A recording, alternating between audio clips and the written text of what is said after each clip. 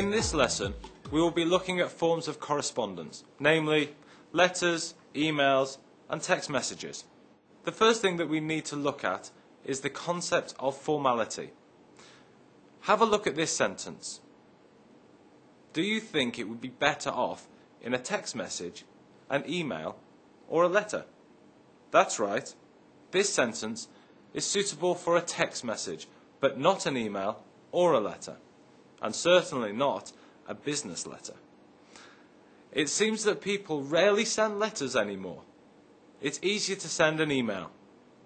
But some people still send letters. Lawyers, banks, and insurance companies. We expect letters to be the most formal of the three types of correspondence we are looking at. Email has revolutionized the way we communicate. It has also given rise to bad habits. People sometimes think that they can get away with sloppy language in an email.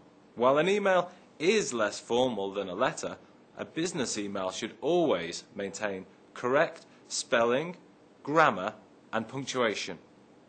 Around the world, text messages are sent by the billions every day. Many of these are sent to friends, but text messages are used increasingly in business. Due to constraints on the number of characters and the relative difficulty of entering the text, it is acceptable to use short forms and abbreviations for text messages. However, your message should always be clear. Look at these examples. Traditionally, we begin a letter with "Dear," as in "Dear Mr. Lim." We start an email in the same way. If you do not know the person's name, you can say "Dear Sir" or "Dear Sir or Madam." To end a letter, if you know the person's name, you use "Yours sincerely." However, if you do not know the person's name, you use "Yours faithfully." To end an email, most people use "Regards," "Best regards," and "Warm regards." Also sound nice. How should we go about writing an email or a simple letter? The best way is to imagine that the correspondence has three parts, or three paragraphs. In the first paragraph, we give our reason for writing. This is a letter or email asking for information.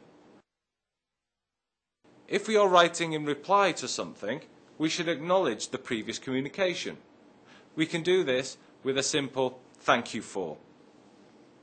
In the second paragraph, we flesh out the details.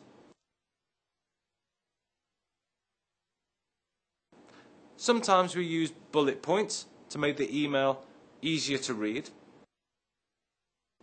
In the final paragraph, we add a polite closing. Sometimes we request a particular action, as is the case here. To recap, you can structure most basic correspondence by using three simple paragraphs: the introduction, the details, and closing. Here is the correspondence in full.